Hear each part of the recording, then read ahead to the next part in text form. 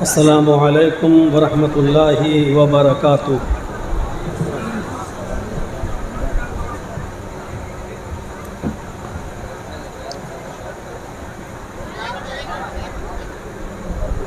الحمد للہ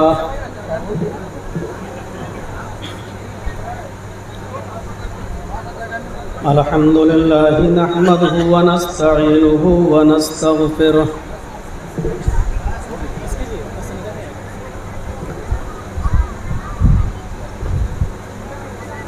ونعوذ باللہ من شرور انفسنا ومن سیئات اعمالنا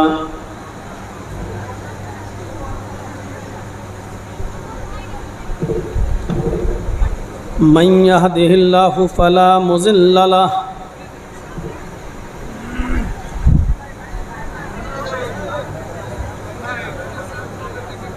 ومن يضلله فلا هادي له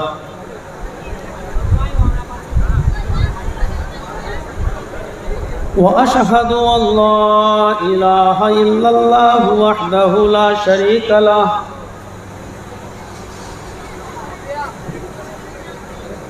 وأشهد أن محمدًا عبده ورسوله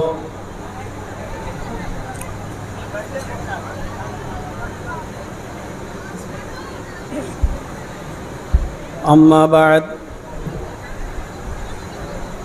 فإن خير الحديث كتاب الله وخير الهدي هدي محمد صلى الله عليه وسلم وشر الأمور محدثاتها وكل محدثة بدعة وكل بدعة ضلالة وكل ضلالة في النار۔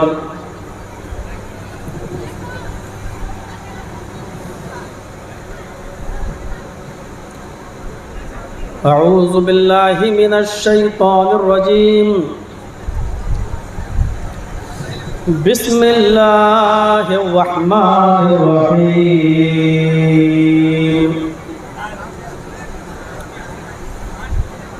وَلَنَبْلُوَنَّكُمْ بِشَيْءٍ مِّنَ الْخَوْفِ وَالْجُوعِ وَنَقْصٍ مِّنَ الْأَمْوَالِ وَالْأَنفُسِ وَالثَّمَرَاتِ وَبَشِّرِ الصَّابِرِينَ الَّذِينَ إِذَا أَصَابَتْهُمْ مُصِيبَةٌ قَالُوا إِنَّا لِلَّهِ وَإِنَّا إِلَيْهِ راجعون۔ رب اشرح لي صدري ويسر لي أمري واحلل عقدة من لساني يفقهوا قولي۔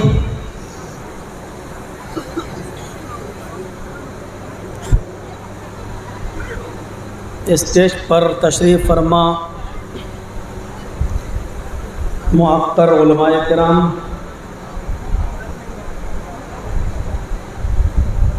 آپ کے اس علاقے کے معزز احباب، سکوڑی ضلع پٹنہ اور اس کے اطراف و اکناف سے تشریف لائے ہوئے معزز سامعین حضرات، پردہ نشین اسلامی خواتین، ماں اور بہنوں، قوم و ملت کے لائق ور نوجوانوں، مستقبل کے ہونہار عزیز بچوں، آپ کے اس دیار میں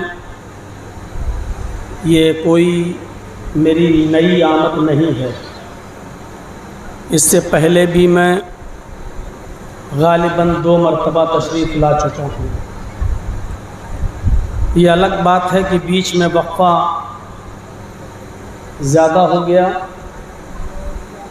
نہیں آ سکا، اور اس پروگرام کو لینے کے لیے بھی جناب مولانا محمد صدیق کریمی صاحب نے 7 یا 8 مہینہ پہلے سے مجھ سے رابطہ قائم کیا، اور پھر مختلف وسیلوں سے گزرتے ہوئے پچھلے ماہ جب میں مدھو پور کے جام تاڑا کے کسی پروگرام میں تشریف لے گیا تو وہاں انہوں نے مجھے آ کر گھیرا اور سگوڑی کے پروگرام کی تاریخ انہوں نے متعین کرنا چاہا۔ تو پھر میں نے ان سے کہا کہ کچھ دن سوچنے اور سمجھنے کا موقع دیجیے، میں دیکھتا ہوں کون سی ڈیٹ خالی ہے۔ بہرحال آج 4 جون کو یہ ڈیٹ ملی اور انہوں نے بہت جلد بازی میں اس پروگرام کا انعقاد یہاں کیا۔ اللہ رب العالمین جس مقصد کے تحت یہ پروگرام کیا گیا آپ کو اس مقصد میں کامیابی عطا فرمائے اور اس اجلاس کو امت اسلامیہ کے لیے خیر و برکت کا ذریعہ بنائے۔ بڑی خوش نصیبی کی بات یہ ہے کہ آپ کے اس پروگرام میں مرکزی جمعیت اہل حدیث ہند کے امیر محترم اصغر علی امام مہدی حفظہ اللہ بھی تشریف لائے۔ اس وقت موجودہ ملک کے جو ہمارے اس ملک کے جو حالات ہیں اس کے پیش نظر ٹائم تو نہیں تھا ان کے پاس، لیکن پھر بھی انہوں نے وقت نکالا جمعیت اور جماعت کی تعمیر و ترقی کے لیے ہم لگے ہوئے ہیں۔ اس وقت جمعیت کی 2 بلڈنگیں زیر تعمیر ہیں، 3-3 4-4 منزل تک بن بھی چکی ہیں۔ اس میں ایک عظیم سرمایے کی ضرورت ہے۔ آپ سے ہماری گزارش ہے کہ اپنی مسجدوں میں بھی مرکزی جمعیت اہل حدیث کے لیے 2 بلڈنگیں جو زیر تعمیر ہیں اس کے لیے اپنی مسجدوں میں آپ اعلان کریں اور تعاون اکٹھا کر کے مرکزی جمعیت اہل حدیث ہند تک پہنچائیں۔ انشاءاللہ اللہ رب العالمین آپ کے اس تعاون کو بیکار نہیں جانے دے گا، آپ کو اس کا اجر عظیم عطا فرمائے گا۔ میں نے خطبہ مسنونہ کے بعد قرآن کریم کی جس آیت کی تلاوت کی ہے اسی کو میں نے اپنا محل موضوع بنایا ہے۔ مجھ سے پہلے بھی آپ نے مختلف علماء کرام سے مختلف عناوین پر ان کے مختلف اسلوب میں آپ نے خطاب سنا۔ رات کے تقریباً 11:15 بجے تک آپ نے لوگوں کو سنا، اور اب مجھے وقت ملا اور آپ مجھے بھی سن رہے ہیں۔ اللہ رب العالمین جو باتیں کہی جا چکی ہیں اور کہی جا رہی ہیں کہنے والوں کو بھی اور سننے والوں کو بھی عمل کی پوری توفیق عطا فرمائے۔ جو آیت میں نے ابھی آپ کے سامنے تلاوت کی ہے خطبہ مسنونہ کے بعد، ایسا لگتا ہے کہ وہ موجودہ ماحول کے تناسب میں پوری اترتی ہے۔ اللہ رب العالمین نے یہاں مسلمانوں کو، خاص طور پر مسلمانوں کو کچھ باتوں سے آگاہ کیا ہے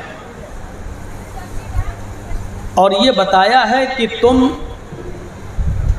آرام کی زندگی بسر کرنا چاہو تو ایسا نہیں ہے کہ تم مومن بھی رہو اور آرام کی زندگی تم بسر کرتے چلو، ایسا نہیں۔ اگر ایمان ہوگا تو اس کے ساتھ ساتھ ابتلا اور آزمائش بھی ہوگی۔ یہ دنیا کافروں کے لیے جنت ہے، مومنوں کے لیے نہیں۔ الدنیا سجن للمومن، مومن کے لیے تو قید خانہ ہے، جیل ہے۔ وجنت الکافر، اور کافر کی جنت ہے یہ دنیا۔ ہم اور آپ یہ غور کریں کہ مومن ہے یا نہیں، اور مومن ہے تو ابتلا اور آزمائش اور امتحان سے دوچار ہونا یہ کمپلسری ہے، یہ ضروری ہے، یہ انوار ہے، یہ آوشیک ہے ہماری زندگی میں۔ وَلَنَبْلُوَنَّكُمْ بِشَيْءٍ مِّنَ الْخَوْفِ وَالْجُوعِ وَنَقْصٍ مِّنَ الْأَمْوَالِ وَالْأَنفُسِ وَالثَّمَرَاتِ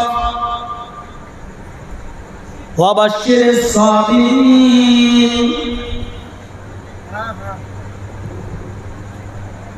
مسلمانوں ہم تمہیں آزمائیں گے، مومنوں ہم تمہارا امتحان لیں گے،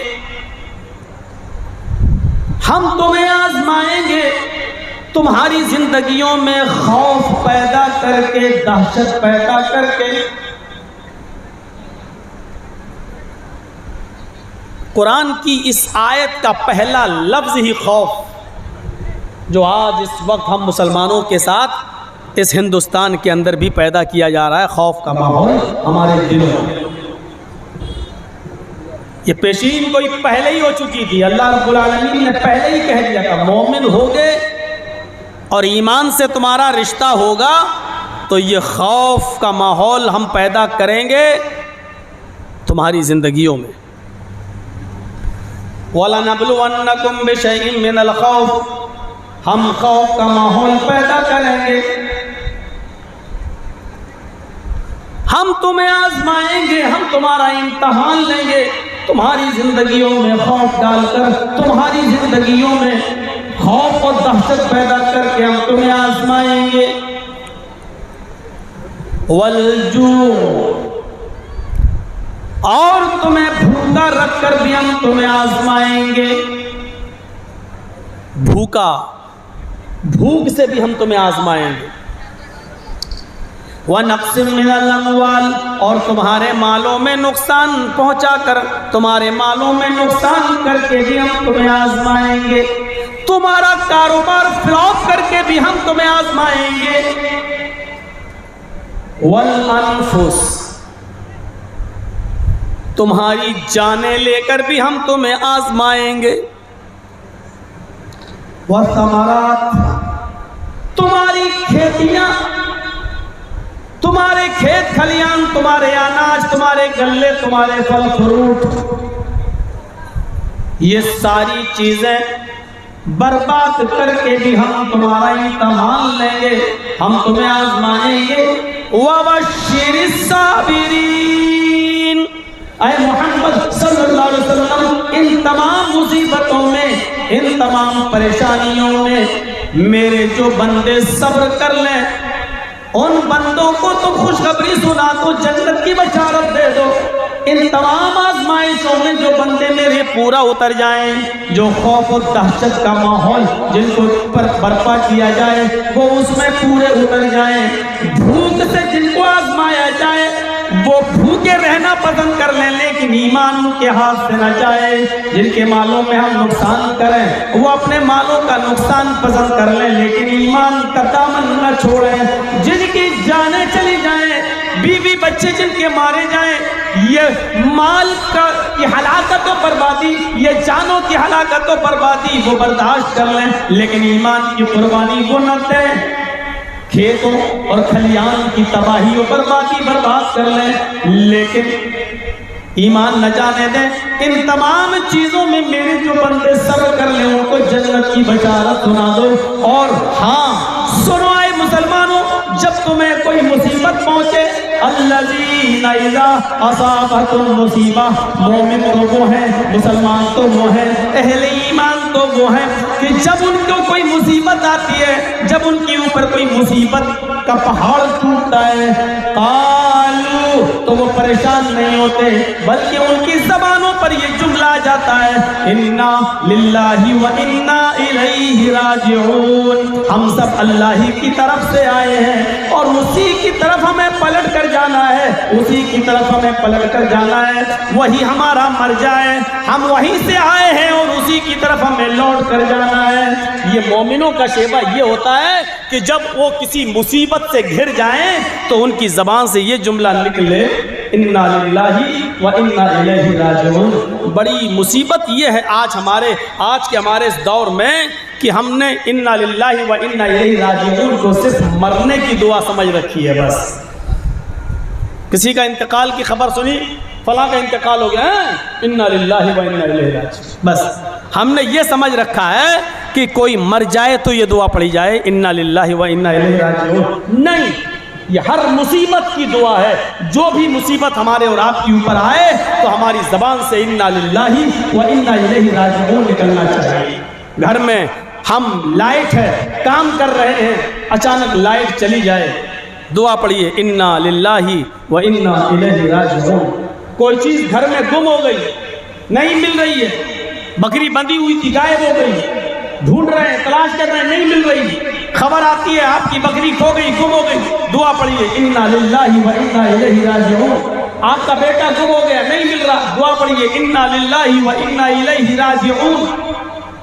جو بھی مصیبت آئے اس مصیبت کی دعا ہمیں اور آپ کو یہ پڑھنا چاہیے۔ قرآن کریم نے اس کو انتقال کی دعا نہیں بتائی ہے، الذین اذا اصابتهم مصیبہ۔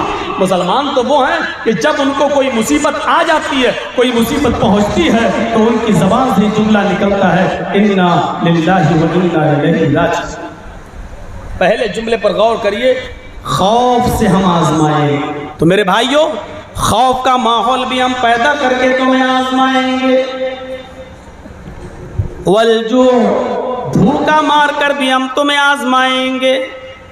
مسلمانوں، صرف ہمیں اور آپ کو ہی اللہ بھوکا مار کر نہیں آزمائے گا، ہم نے نبیوں کو بھی آزمایا، صحابہ کو بھی آزمایا۔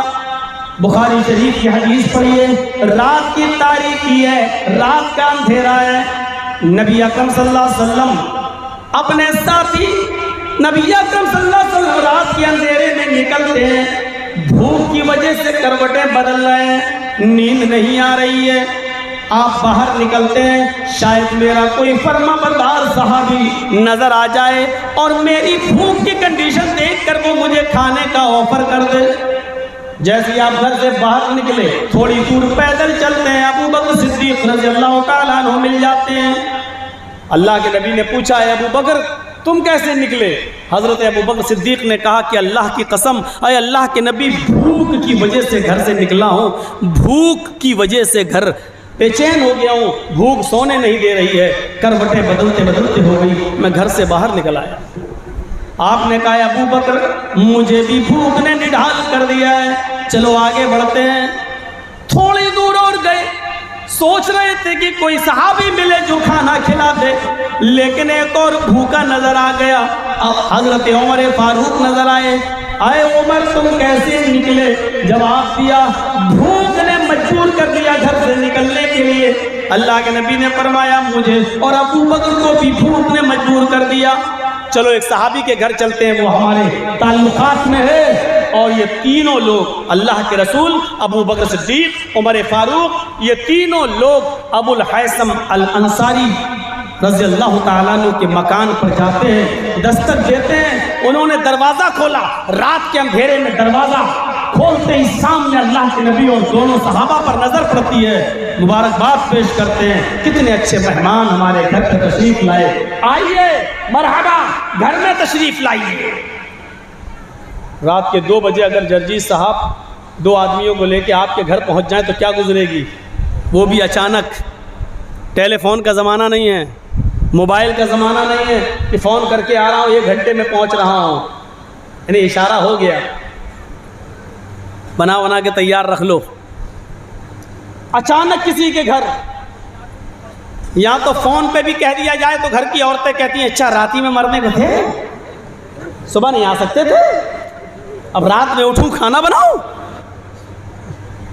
اچانک رات میں، اور گھر سے آواز آتی ہے ابو الحیثم الانصاری کی، کتنے اچھے مہمان ہمارے گھر میں تشریف لائے، آئیے۔ بتایا ایسا ایسا معاملہ ہے، کہا بیٹھیے، کھجور رکھے تھے، کہا یہ کھائیے تب تک میں بکری ذبح کرتا ہوں۔ اندر گھس گئے اور ایک دودھ دینے والی بکری پکڑی اور اس کو ذبح کرنے لگے۔ اللہ کے نبی نے روک دیا کہ اے ابو الحیثم، نہیں، اس دودھ دینے والی بکری کو ذبح مت کرو، تمہارا بچہ اسی بکری کا دودھ پیتا ہے۔ محمد رسول اللہ یہ پسند نہیں کرتے کہ ان کا پیٹ بھر جائے اور پھر اس بچے کو بکری ذبح ہو جانے کی وجہ سے دودھ نہ مل سکے۔ نہیں، میں یہ پسند نہیں کرتا، اس دودھ دینے والی بکری کو تم ذبح نہیں کرو گے۔ انہوں نے کہا اللہ کے رسول میرے پاس 1 سال کا بچہ بھی ہے۔ وہ جلدی سے گئے اور بکری کے 1 سال کے بچے کو نکالا اور اس کو ذبح کر دیا۔ تھوڑی دیر کے بعد کھال اتار دی، گوشت کی بوٹیاں بنا دی، کھانا ہانڈی پہ رکھ دیا گیا، تیلیاں گوندنے بیٹھ گئی۔ تھوڑی دیر کے بعد کھانا آ جاتا ہے، دسترخوان رکھا جاتا ہے۔ ابو بکر بیٹھے ہیں، عمر بیٹھے ہیں، اللہ کے نبی بیٹھے ہیں، کھانے کی بکرے کے گوشت کی نعمتیں آپ کے سامنے موجود ہیں، پراٹھا موجود ہے، گوشت موجود ہے۔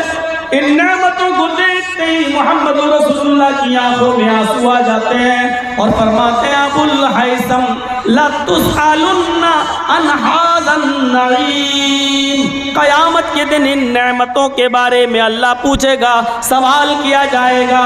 ان نعمتوں کو کھانے کے بعد اگر شکریہ ادا نہ کیا، اللہ کی حمد و ثنا بیان نہ کی، اللہ کا شکر ادا نہ کیا، یہ نعمتیں کھانے کے بعد یاد رکھنا تم پوچھے جاؤ گے، سوال کیے جاؤ گے کہ اللہ نے یہ نعمتیں دی، تم نے اس کا شکر ادا کیا یا نہیں۔ ایک وقت کی غذا، ایک وقت کا کھانا بھی اللہ رب العالمین کی بہت بڑی نعمت ہے۔ اللہ کے نبی نے فرمایا اللہ تسألون، تم پوچھے جاؤ گے، تم سے سوال کیا جائے گا عن ھذا النعیم، ان نعمتوں کے بارے میں، یہ بکرے کے گوشت اور کباب اور پراٹھا اور یہ جو چیزیں سامنے بن کر آئیں، تم سے سوال ہوگا کہ تم نے اللہ کا شکر ادا کیا یا نہیں۔ ہم ہیں کھا رہے ہیں اور پھینک رہے ہیں، کھا رہے ہیں اور سڑ جائے وہ منظور ہے، لیکن پڑوس میں غریب رہتا ہے اس کا پیٹ نہ بھرنے پائے، یہ ہم ہیں۔ نہیں جانتے، احساس نہیں ہے، نہیں جانتے، احساس نہیں ہے۔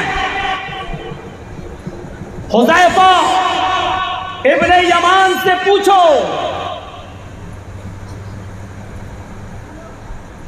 غور کرو، جب کسریٰ کے بادشاہ نے، کسریٰ نے جس کا لقب ہی کسریٰ تھا، ایران کے بادشاہ نے، کسریٰ نے جب ان کو مذاکرات کے لیے، بات چیت کے لیے بلایا، بات چیت شروع کرنے سے پہلے ان کے سامنے کھانا رکھ دیا، اور کھانے کی نعمتیں جب ان کے سامنے آئیں تو حضرت حذیفہ نے جیسے ایک لقمہ اٹھایا کھانے کا، کھانا شروع کرنے ہی والے تھے، لقمہ منہ تک لے جانے سے پہلے وہ زمین کے اوپر گر گیا، کھانے کا لقمہ زمین کے اوپر گر گیا۔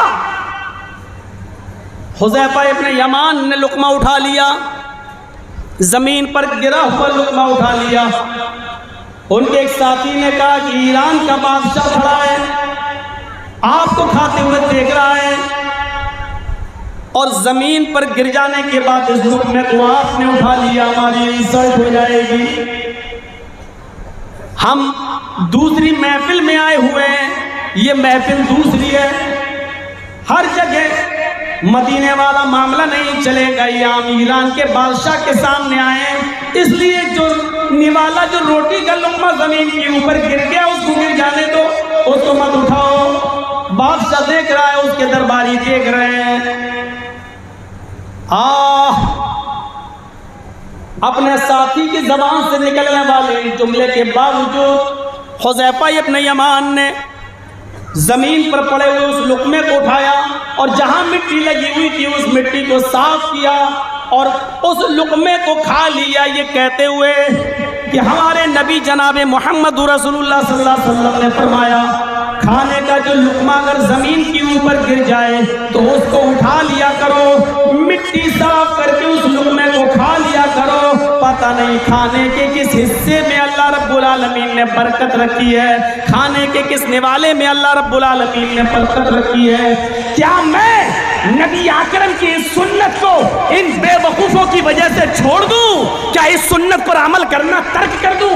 ان بے وقوفوں کی وجہ سے مجھ سے نہیں ہو سکے گا، ان کے خوف، ان کے ڈر کی وجہ سے کیا میں سنت رسول پر عمل کرنا چھوڑ دوں؟ ایمانداری کے ساتھ بتائیے گا کہ رسول اللہ کی اس سنت پر آج ہمارے علاقے کے غریب تک آج عمل نہیں کرتے ہیں، امیر کیا عمل کریں؟ پھر کہتے ہیں کہ مصیبتیں آ رہی ہیں، آج مسلمان ہر جگہ پریشان ہے۔ اپنے غریبانوں میں بھی تو جھانک کر دیکھو، زمین پر پڑا ہوا لقمہ آپ نہیں اٹھانا گوارا کرتے ہیں، جبکہ حذیفہ ابن یمان نے کیا کہا تھا؟ میں اٹھاؤں گا بھی، साफ भी करूंगा और खाऊंगा भी, इसलिए कि ऐसा करना मेरे नबी जनाब मोहम्मद रसूलुल्लाह की सुन्नत है। क्या मैं इन बेवकूफ़ों के डर से इस सुन्नत पर अमल करना छोड़ दूं? कहां गया हमारा अमल? सुलह हुदैबिया के मौके पर, सुलह हुदैबिया के मौके पर हजरत उस्मान गनी रज़ी अल्लाह ताला अन्हु को अरब के मक्के के बड़े बड़े सरदार, रईस और अमीरों के पास भेजा गया था कि जाइए बात करके आइए। हजरत उस्मान गनी रज़ी अल्लाह ताला अन्हु मक्के में जाते हैं और अपने चचाजाद भाई के घर रुक जाते हैं। हजरत उस्मान गनी मक्के में जाते हैं और अपने चचेरे भाई के घर रुक जाते हैं। ज़रा सुनिएगा, ये वाक़या बड़ा दिलचस्प। सुबह अरब के बड़े बड़े रईसों से मिलने के लिए हजरत उस्मान गनी अपने चचेरे भाई के साथ जाते हैं। उस्मान गनी एक लुंगी पहने हुए हैं, वो लुंगी उनकी पिंडली से पिंडली के बराबर है। पिंडली ये यहाँ, लुंगी उनकी यहाँ है, बांधे तो यहाँ तक बंधी हुई है। हदीस में आता है टखने नहीं छुपना चाहिए, टखने से नीचे नहीं, टखने से ऊपर लिबास होना चाहिए। हजरत उस्मान गनी ने जो लुंगी पहनी वो पिंडली के बराबर है, यानी टखने भी खुले और पिंडली के बराबर लुंगी है।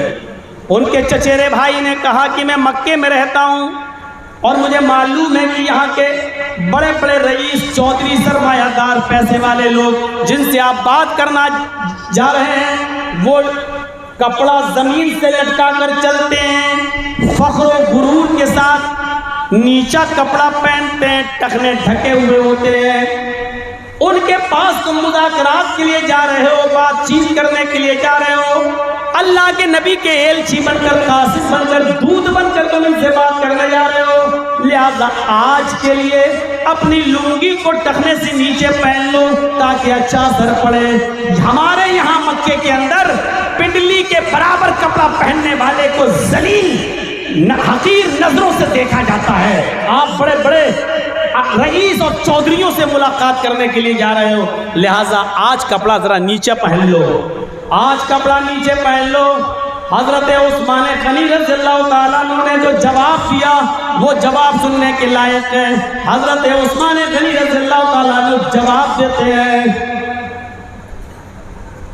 अहाकज़ा सुन्नत साहिबिना सल्लल्लाहु अलैहि वसल्लम, मैं किसी भी कीमत पर अपनी लुंगी को टखने से नीचे नहीं पहनूंगा, पिंडली के बराबर पहनूंगा, क्योंकि ऐसा करना जनाब मोहम्मद रसूलुल्लाह की सुन्नत है, ये हमारे साहिब की सुन्नत है, ये हमारे सरदार की सुन्नत है। हमें मक्के के सरदारों को नहीं देखना, हमें तमाम अंबिया के सरदार जनाब मोहम्मद रसूलुल्लाह की सुन्नत की तरफ नजर डालना है।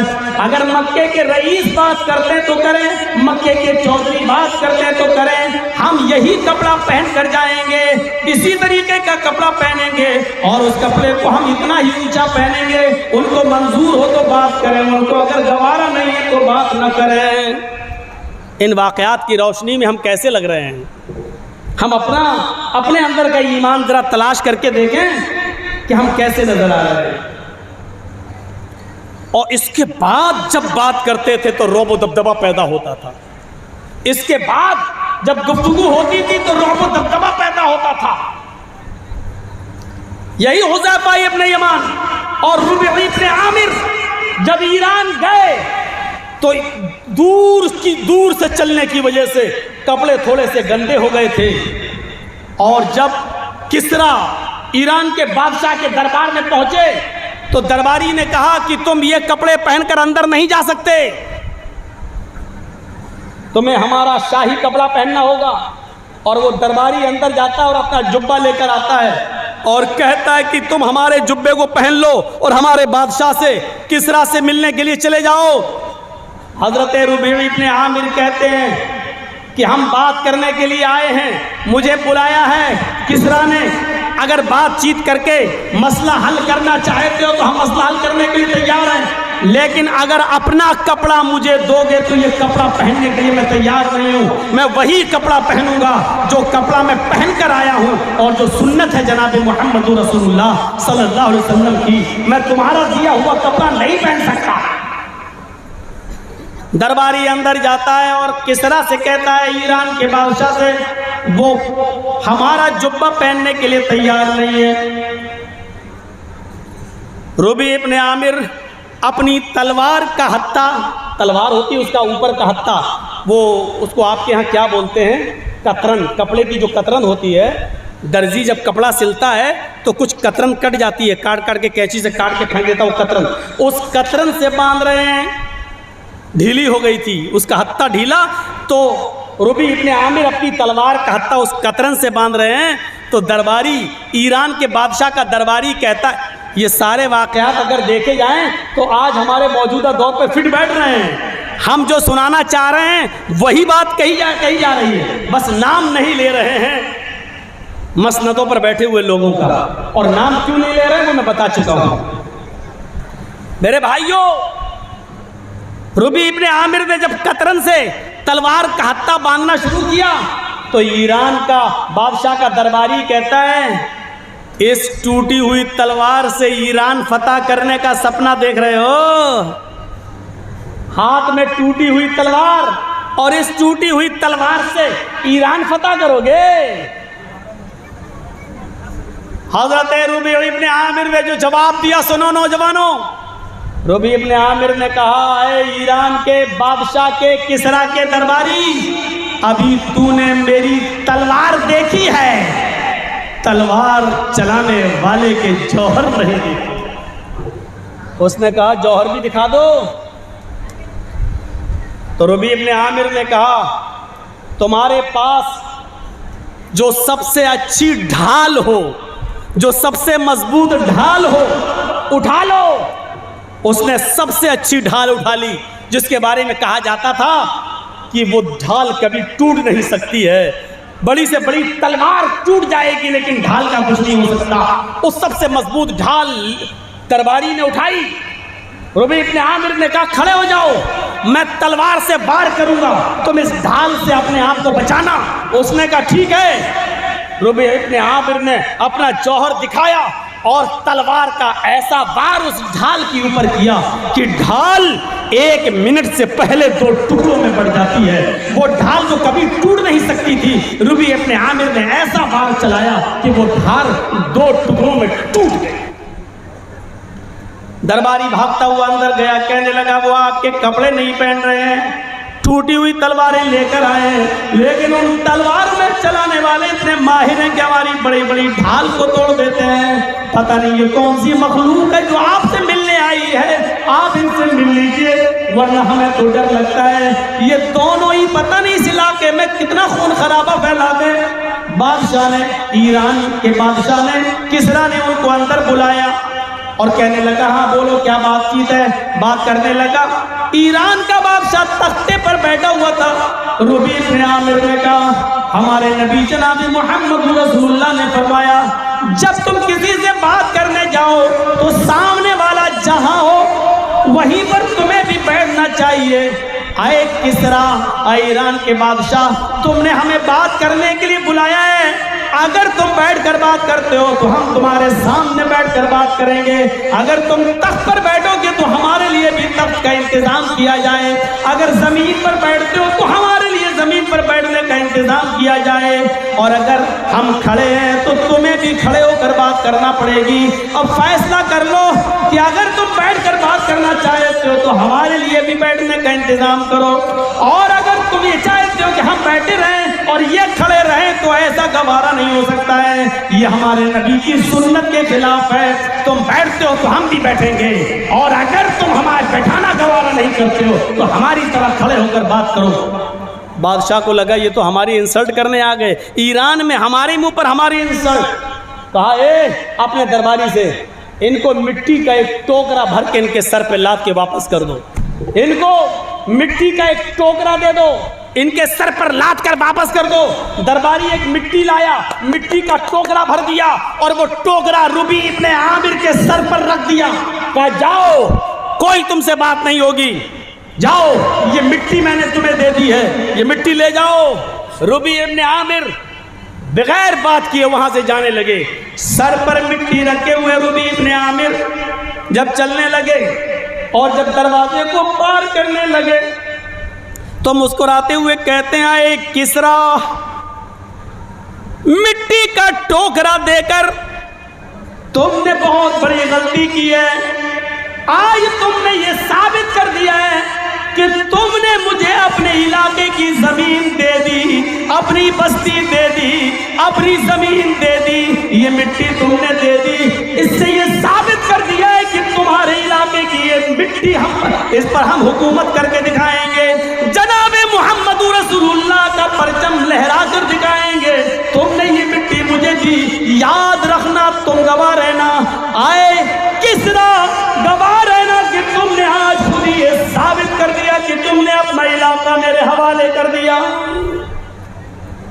بڑے توہم پرست لوگ تھے، سب سوچنے لگے یہ ایسی بات کہہ کے گیا ہے، اب تو کہیں مٹی ہماری پوری زمین اسی کی نہ ہو جائے. تھوڑی دیر کے بعد چرچا ہوتا، ان کو پکڑ کے لاؤ اور اپنے علاقے کی مٹی چھین لو، پکڑو اور اپنے علاقے کی مٹی چھینو.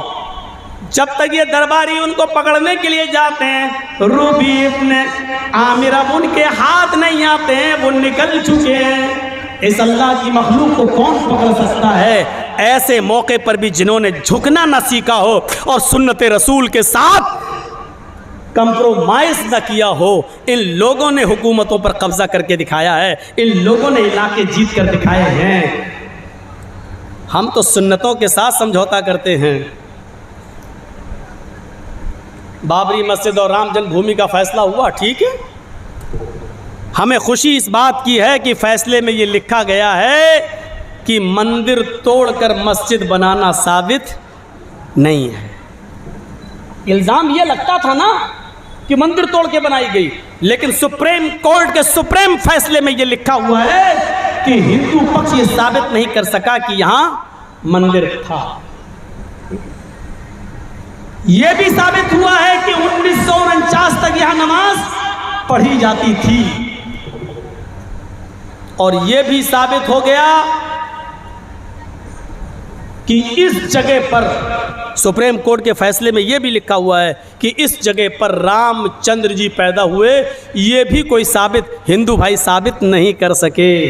لیکن چونکہ علاقے میں چاروں طرف مندر ہیں، مسلمانوں کی آبادی نہیں ہے، اس لیے یہ مسجد کی جگہ ہندو پکش کو دی جاتی ہے اور مسلمانوں کو اس کے بدلے میں 5 ایکڑ زمین دوسری جگہ اس علاقے میں دی جاتی ہے. فیصلے میں یہ کہا گیا ہے میرے بھائیوں، مسلمانوں کو یہ چاہیے تھا کہ ٹھیک ہے تم نے ہماری زمین لے لی، لیکن اس کے بدلے میں جو دوسری جگہ جو 5 ایکڑ زمین ملی ہے اس کو نہیں لینا چاہیے تھا. لیکن ان بدبختوں نے اس کا بھی سودا کر لیا اور کہا ٹھیک ہے. فیصلے میں یہ کہا چلو ہمیں وہیں دے دو، اب وہاں تم ہاسپٹل بناؤ، جو بھی بناؤ، لیکن اس سے یہ تم نے ثابت کر دیا کہ مسلم وہ قوم ہے کہ جس کو جہاں ہڈی ڈالو یہ وہاں ہڈیوں پر جھپٹ جاتی ہے اور اتنی ہی کافی ہے. اس قوم نے یہ ثابت کر دیا. اسی لیے میں نے سنت رسول کی مثالیں پیش کی ہیں. ایک ٹوکرا زمین لی تو لے کے آئے اور منہ پہ کہہ کے آئے اے کسرا، تم نے اپنی زمین دے کر یہ ثابت کر دیا کہ یہ علاقہ میرا ہے. انشاءاللہ اس علاقے پر ہم پہنچیں گے. اسی لیے حذیفہ ابن یمان اور ربعی ابن عامر کو فاتح ایران کہا جاتا ہے. ایران کو فتح کر کے دکھایا. میرے بھائیوں، اس ایران پر پیر جمائے اللہ کے نبی صلی اللہ علیہ وسلم نے ان دونوں کی بہادری دیکھ کر کہا تھا کہ سن لو، اگر آج اس علاقے سے کسرا چلا گیا، آج اگر ہم نے ایران فتح کر لیا تو لا بعدہ کسرا، پھر بعد الیوم، آج کے بعد پھر کوئی کسرا پیدا نہیں ہوگا. پھر ایران کی سرزمین پر کوئی کسرا نہیں آئے گا. پھر ایران کی سرزمین پر کوئی ظالم اور جابر بادشاہ پیدا نہیں ہوگا.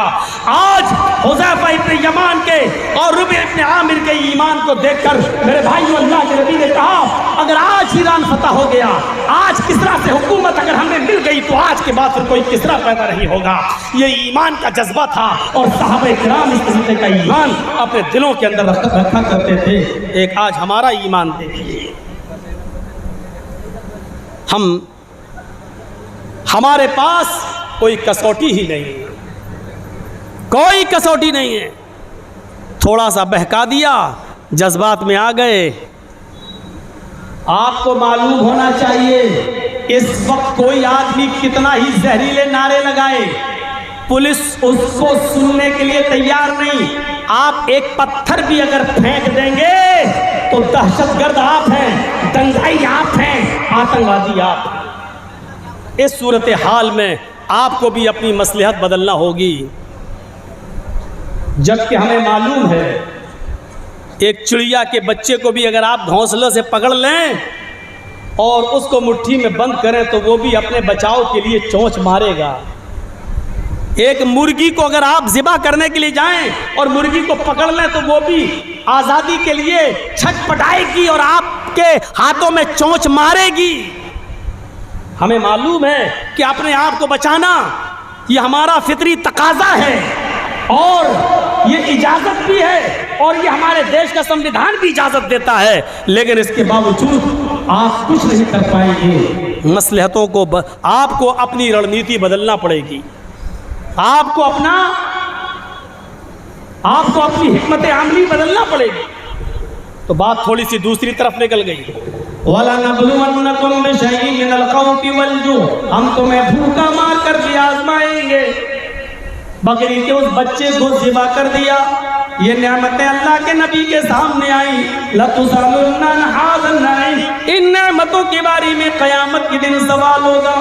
پھر ایک روٹی اٹھائی، اس پر گوشت کی 2 بوٹیاں رکھی اور فرمایا، آیا ابو الحیثم میرے گھر جاؤ، میری بیٹی فاطمہ کو یہ ایک روٹی دے کر آ جاؤ، اس پر میں نے تھوڑا سا سالن رکھ دیا، گوشت کی 2 بوٹیاں رکھ دی، اس کو لے جاؤ اور یہ میری بیٹی فاطمہ کو دے آؤ۔ آج 15 دن ہو گئے میری بیٹی فاطمہ نے کھانا نہیں کھایا، اس کو گوشت دیکھنا نصیب نہیں ہوا۔ خود بھوکے ہیں، بیٹی فاطمہ 15 دن سے چولہا نہیں جلا، پانی ہو تھوڑا سا، 15 دن سے چولہا نہیں جلا۔ تو جب صحابہ کو آزمایا گیا، نبی کو آزمایا گیا، ہم کیا سوچتے ہیں ہمیں نہیں آزمایا جائے گا؟ اللہ نے کیا کہا؟ وَلَنَبْلُوَنَّكُمْ بِشَيْءٍ مِّنَ الْخَوْفِ وَالْجُوعِ، بھوکا مار کر بھی آزمائیں گے۔ وَنَقْصٍ مِّنَ الْأَمْوَالِ، وَنَقْصٍ مِّنَ الْأَمْوَالِ، تمہارے مالوں میں نقصان کر کے بھی ہم تمہیں آزمائیں گے۔ کاروبار میں نقصان ہو جائے گا، دیکھیں کیا کرتے ہو۔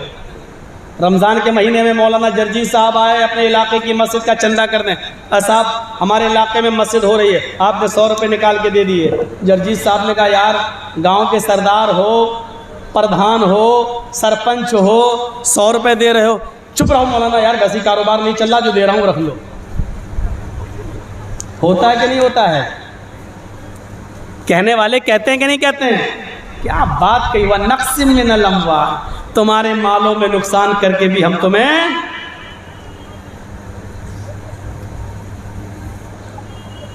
آزمائیں گے۔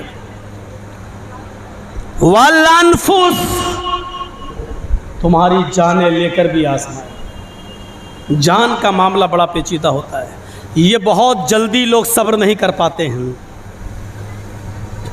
بہت جلدی لوگ صبر نہیں کر پاتے ہیں۔ اور آپ کو ایک بات بتاؤں کہ ہر چیز اوپر کی طرف اڑتی ہے۔ کبھی آپ نے اس کی وجہ جاننے کی کوشش کی؟ آگ جلائیے، ماچس یہاں لگائیں گے، اس کی لو اوپر کی طرف اٹھے گی۔ آگ بجھ گئی، دھواں اڑے گا تو کہاں جائے گا؟ اوپر کی طرف اڑے گا۔ آندھی آئی، زمین سے دھول اڑی، اوپر کی طرف اڑے گی۔ گرد و غبار، دھواں، آگ، ہر چیز جو اڑتی ہے تو وہ اوپر کی طرف اڑتی ہے، کیونکہ ہمارے عقیدے کے مطابق ساری کائنات کو پیدا کرنے والا مخلوق کا خالق بھی اوپر ہے، مخلوق کا خالق بھی اوپر ہے۔ یہ چیزیں اوپر کی طرف اڑتی ہیں، اس لیے جب ہمارے جسم سے روح نکلتی ہے تو وہ روح بھی اوپر کی طرف، اوپر کی طرف۔ اسی لیے کیا کہا جاتا ہے؟ انا للہ، ہم سب اللہ ہی کی طرف سے ہیں، اور روح نکلنے کے بعد بھی ہم کہاں جائیں گے؟ وَإِنَّا إِلَيْهِ رَاجِعُونَ، اور اسی کی طرف ہمیں پلٹنا ہے، اسی کی طرف ہمیں لوٹ کر جانا ہے۔